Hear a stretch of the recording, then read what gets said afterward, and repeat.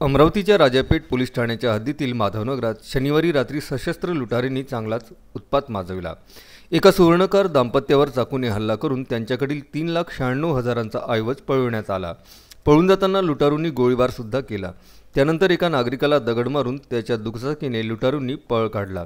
या घटनेने संपूर्ण शहरात एकच खळबळ उडाली आहे। माधवनगर येथील रहिवासी प्रदीप उत्तमराव माथने यांचे रविनगर परिसरात सराफा दुकान आहे। शनिवारी रात्री 8 वाजताच्या सुमारास त्यांची पत्नी शुभांगी या बाजारातून घरी परतल्या। त्यावेळी 2 लुटारूंनी अचानक त्यांच्या घरात प्रवेश करून दार आतून बंद केले। चाकूचा धाक दाखवून लुटारूंनी त्यांना पैशांची मागणी केली। त्यानंतर त्यांना बेडरूममधील अलमारीजवळ नेऊन लुटारूंनी त्यांच्याजवळील सोन्याचे दागिने, रोख असा एकूण 3,96,000चा ऐवज आपल्या ताब्यात घेतला। यावेळी शुभांगी यांनी मागच्या दारातून पळून जाण्याचा प्रयत्न केला। त्यावर लुटारूंनी त्यांच्या हातावर चाकूने वार केले। त्याचवेळी प्रदीप माथने घरी आले। त्यांनी स्वतःजवळील चावीने दार उघडून आत प्रवेश केला। यावेळी लुटारूंनी त्यांच्यावरही चाकूने हल्ला केला। त्यामुळे प्रदीप यांनी जोरजोरात आरडाओरड सुरू केली। आवाज ऐकून घराच्या वरच्या माळ्यावर राहणारे भाऊ आशिष यांनी खाली धाव घेतली।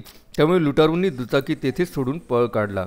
प्रदीप, आशिषसह काही नागरिकांनी लुटारूंचा पाठलाग सुरू केला। त्यामुळे लुटारूंनी गोळीबार केला। काही अंतरावर लुटारूंनी दुचाकीने जात असलेल्या नंदू वामन कुटे राहणार शिक्षक कॉलनी यांना दगड मारून जखमी केले।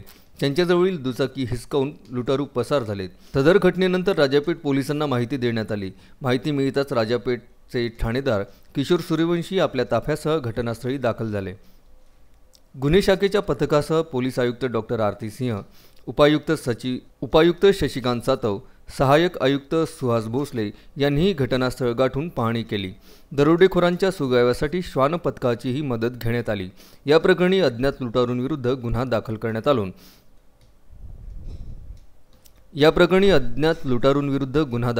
आला असून त्यांचा कसून शोध सुरू आहे। घटनेनंतर पोलिसांनी लुटारूंची दुचाकी जप्त केली।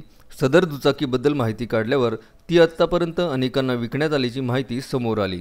रेकी करून व पूर्वनियोजितपणे ही लूटमार करण्यात आल्याचे पोलिसांच्या तपासात समोर आले। त्यानुसार पोलिसांनी लूटमारी करणाऱ्या रेकॉर्डवरील गुन्हेगारांची चौकशी सुरू केली। त्याशिवाय हॉटेल, लॉज, गॅरेजची तपासणी सुरू असून राजापेठ व गुन्हे शाखेचे 5 पथक दरोडेखोरांचा शोध घेत आहे। तपासादरम्यान नंदू कुटे यांची पळवलेली दुचाकी हमालपुरा मार्गावर बेवारस आढळून आली। Vidarbha news bureau, Amravati.